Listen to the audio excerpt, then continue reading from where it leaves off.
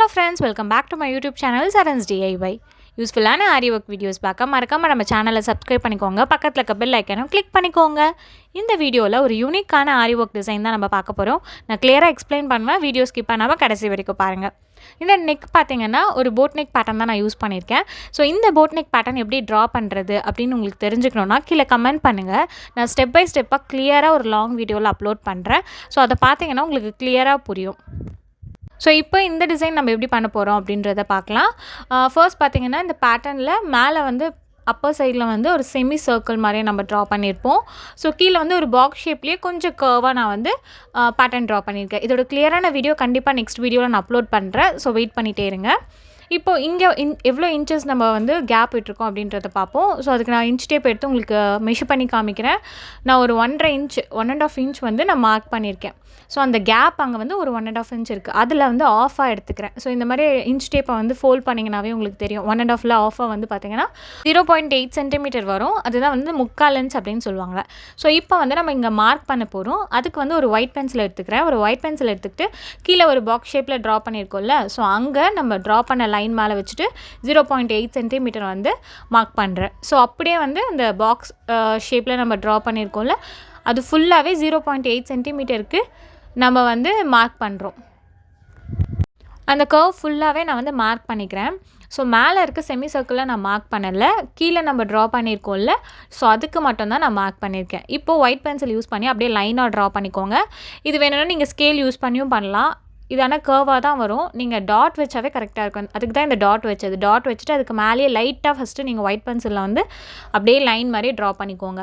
இல்லைனா scale use பண்ணியும் நீங்கள் பண்ணிக்கலாம். ஸோ இப்போ ஃபுல்லாகவே நான் கம்ப்ளீட் பண்ணிட்டேன். ஸோ இப்போ நம்ம ஒர்க் பண்ண போகிறோம். நம்ம இப்போ ஒர்க் பண்ண போகிறது பார்த்திங்கன்னா, இப்போ நம்ம லைன் ட்ரா பண்ணோம்ல, அந்த லைனில் தான் நம்ம ஒர்க் பண்ண போகிறோம். ஸோ நம்ம ஆல்ரெடி ஃபர்ஸ்ட் ட்ரா பண்ணி வச்சுருந்தோம்ல, அந்த லைனில் ட்ரா பண்ண மாட்டோம். அதை நல்லா ஞாபகம் வச்சுக்கோங்க. ஸோ இப்போ நம்ம மார்க் பண்ணி ட்ரா பண்ண லைனில் தான் நம்ம இப்போ ஒர்க் ஸ்டார்ட் பண்ண போகிறோம். இப்போ வந்து நம்ம ஒர்க்கை ஸ்டார்ட் பண்ண போகிறோம். ஸோ எப்போயும் நான் அகெயின் ரிப்பீட்டடாக சொல்கிறது தான், ஒரு பேக் ஸ்டிச் கொடுத்துட்டு அப்புறமா வந்து ஸ்டார்ட் பண்ணுங்கன்னு சொல்வேன். ஸோ அதே மாதிரி ஸ்டார்ட் பண்ணுறேன். இப்போ பார்த்திங்கன்னா பீட்ஸ் எல்லாம் என்னடா இது கொச்சம் முச்சன்னு போட்டு வச்சுருக்கேன்னு பார்க்காதீங்க. ஸோ இது எல்லாமே ஒரே பிளேட்லேயே போட்டுக்கிட்டோன்னா நம்மளுக்கு ஈஸியாக இருக்கும் எடுக்கிறதுக்கு. அதனால் ஸோ இப்போ நான் வந்து ஒரு 3mm பீட், ஒரு 4mm, அகெயின் ஒரு 3mm லோட் பண்ணி வச்சுருக்கேன். ஃபஸ்ட்டு ஒரு 3mm ஸ்டிச் பண்ணுறேன். நெக்ஸ்ட் வந்து ஒரு 4mm ஸ்டிச் பண்ணுறேன். அகெயின் ஒரு 3mm ஸ்டிச் பண்ணி எண்ட் நாட் போடுறேன். ஸோ எண்ட் நாட்டெல்லாம் நீங்கள் வந்து ப்ராக்டிஸ் பண்ணிகிட்டே இருங்க, அப்போ தான் உங்களுக்கு கரெக்டாக வரும். இப்போ பார்த்திங்கன்னா நான் வந்து ஸ்டோன்ஸ் எடுத்திருக்கேன். இது வந்து கோல்டு வந்து 4mm சைஸு, ஓகேவா? ரவுண்டில் வந்து 4mm சைஸ் எடுத்திருக்கேன். ஃபஸ்ட்டு ஒரு க்ளூ அப்ளை பண்ணுறேன். கொஞ்சமாக ஃபேப்ரிக் க்ளூ தான் யூஸ் பண்ணியிருக்கேன்.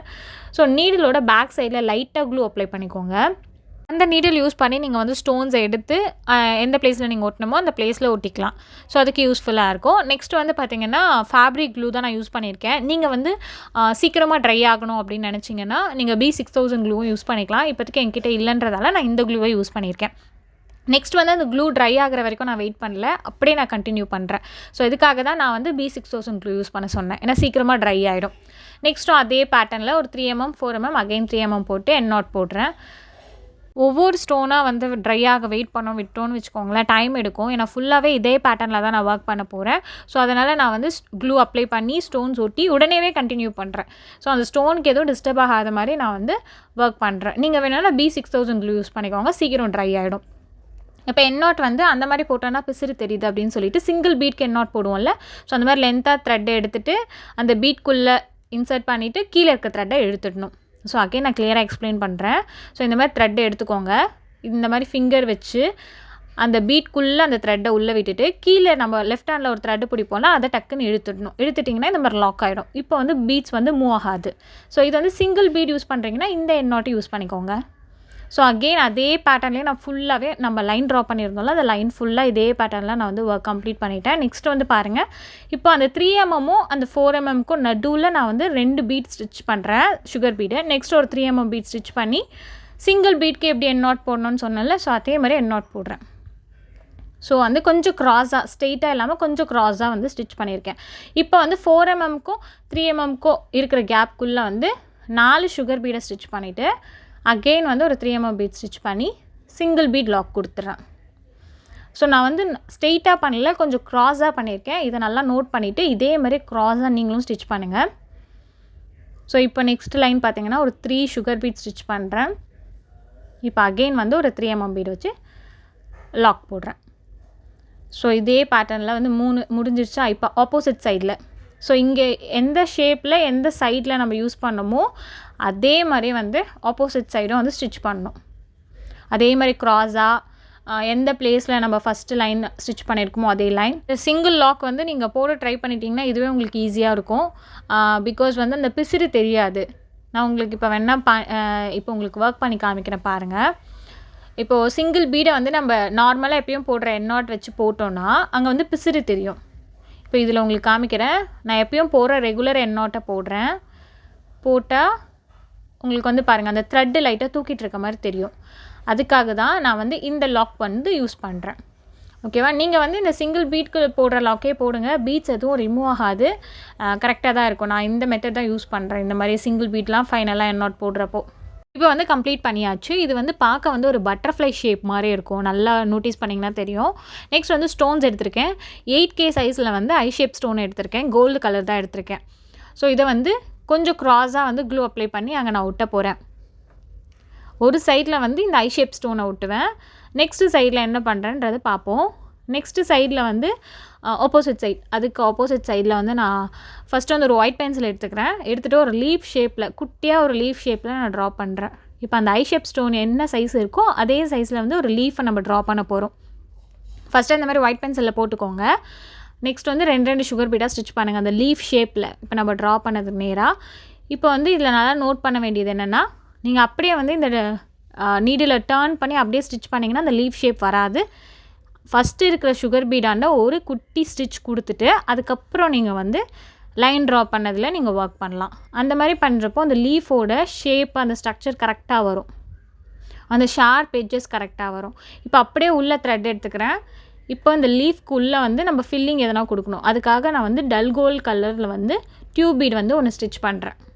ஸோ இப்போ பார்த்தீங்கன்னா அது லீஃப் ஷேப்பில் இருக்கும்.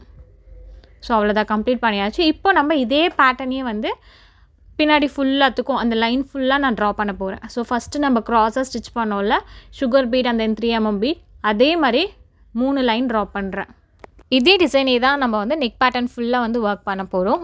இந்த மாதிரி நிறைய யூஸ்ஃபுல்லான வீடியோஸ் எல்லாம் பார்க்க மறக்காம நம்ம சேனலை சப்ஸ்கிரைப் பண்ணிக்கோங்க. பக்கத்தில் இருக்க பெல் ஐக்கனை கிளிக் பண்ணிக்கோங்க. அப்போ தான் ரெகுலராக நம்ம போடுற வீடியோஸ் எல்லாம் உங்களுக்கு நோட்டிஃபிகேஷனில் வரும். ஸோ இந்த டிசைன் பார்க்க வந்து சிம்பிளாக இருக்கும். பட் ஆனால் இதுக்கு டைம் ரொம்பவே எடுக்கும். பிகாஸ் ஒவ்வொன்றுத்துக்கும் நம்ம வந்து எண்ணாட் போடுவோம். அப்புறம் நிறைய ஸ்டோன்ஸ் எல்லாம் வந்து ஒட்டுற மாதிரி இருக்கும். இப்போ ரெகுலராக நம்ம ஆஸ் யூஷுவல் நம்ம போடுற டிசைன் பார்த்திங்கன்னா ஸ்டார்ட் பண்ணுவோம். ஃபைனலாக வந்து அந்த லைன் கம்ப்ளீட் பண்ணதுக்கப்புறம் தான் வந்து எண்ணாட் போடுவோம். இதுக்கெல்லாம் வந்து பார்த்திங்கன்னா ஒவ்வொரு பீட் ஸ்டிச் பண்ணுறப்போலாம் நம்மளுக்கு எண்ணாட் போடுற மாதிரி இருக்கும். ஸோ அதனால் கண்டிப்பாக டைம் ரொம்பவே எடுக்கும். பார்க்க தான் ரொம்ப ஈஸியாக சிம்பிளான டிசைனாக இருக்கும். ஸோ இதுக்கு வந்து நீங்கள் எவ்வளோ ரேஞ்சில் சார்ஜ் பண்ணலாம் அப்படின்னு பார்த்தீங்கன்னா தாராளமாக 1500 அபோவ்லேருந்து 2000 வரைக்கும் நீங்கள் சார்ஜ் பண்ணிக்கலாம். ஸோ ஒவ்வொன்றுத்துக்கும் எண்ணாட் போட போட உங்களுக்கு ப்ராக்டிஸ் ஆகிடும். ஸோ இது பழகிடும். இந்த மாதிரி சிங்கிள் பீட்க்கு எண்ணாட் போடுறதோ இல்லை நீங்கள் வந்து உங்களுக்கு இந்த எண்ணாட் வந்து கஷ்டமாக இருந்தது அப்படின்னு நினச்சிங்கன்னா நீங்கள் ரெகுலராக போடுறீங்கல்ல அந்த நார்மல் எண்ணாட்டே நீங்கள் போடலாம். பட் ஆனால் அந்த ஃபினிஷிங் வந்து அந்த லுக்கு வந்து பெருசாக இருக்காது. அதுக்காக தான் நான் வந்து இந்த எண்ணாட் யூஸ் பண்ணுறது.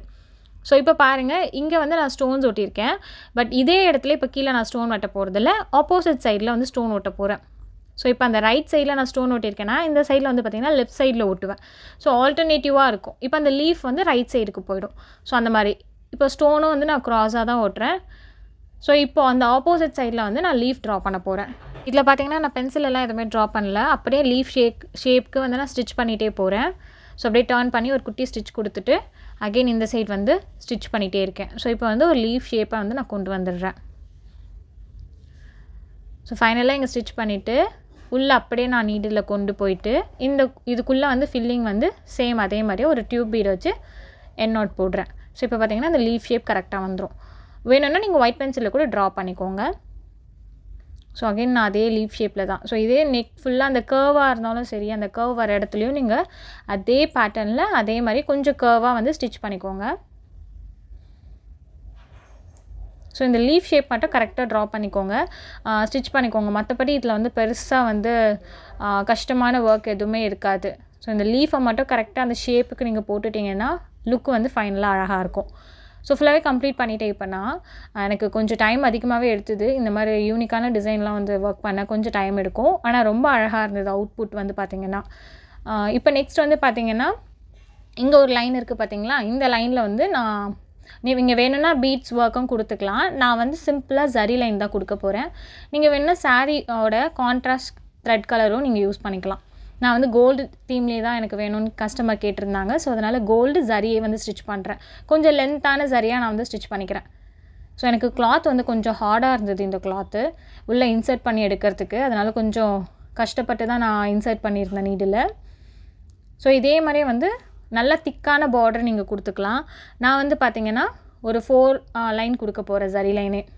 இப்போ உள் பக்கமாக தான் நீங்கள் வந்து இந்த ஸ்டிச்சஸை கண்டினியூ பண்ணணும். சில பேர் பார்த்திங்கன்னா வெளி பக்கம் போயிட்டிங்கன்னா அது வந்து கரெக்டாக இருக்காது. இப்போ நம்ம ஒர்க் பண்ணியிருக்கோம்ல அந்த சைடே கொண்டு வரணும். இப்போ நம்ம பீட் ஒர்க் கொடுத்துருக்கோம்ல அந்த சைடே வந்து நீங்கள் ஜரி லைன் கொண்டு வரணும். இதே மாதிரி வந்து ஒரு 4 லைன் நான் கொடுத்துக்கிறேன்.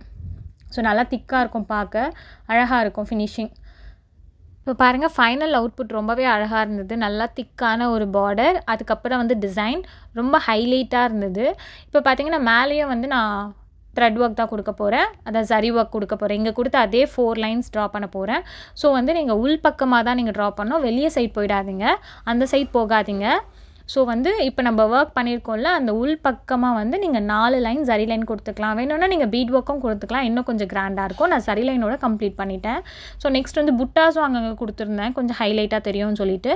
ஸோ புட்டாஸில் வந்து நான் பெருசாக ஒன்றும் பண்ணல, உங்களுக்கு நான் காமிக்கிறேன், பட் வீடியோ ஷூட் பண்ணல. ஒரு ஐ ஷேப் ஸ்டோனை ஒட்டிட்டு அதை சுற்றி சுகர் பீடு, நெக்ஸ்ட்டு வந்து டியூப் பீட் 2 வச்சு 3mm பீட்ஸ்லாம் வச்சு ஸ்டிச் பண்ணியிருக்கேன். சிம்பிளான ஒரு புட்டா ஒர்க் கொடுத்துருக்கேன் பேக் நெக்கில்.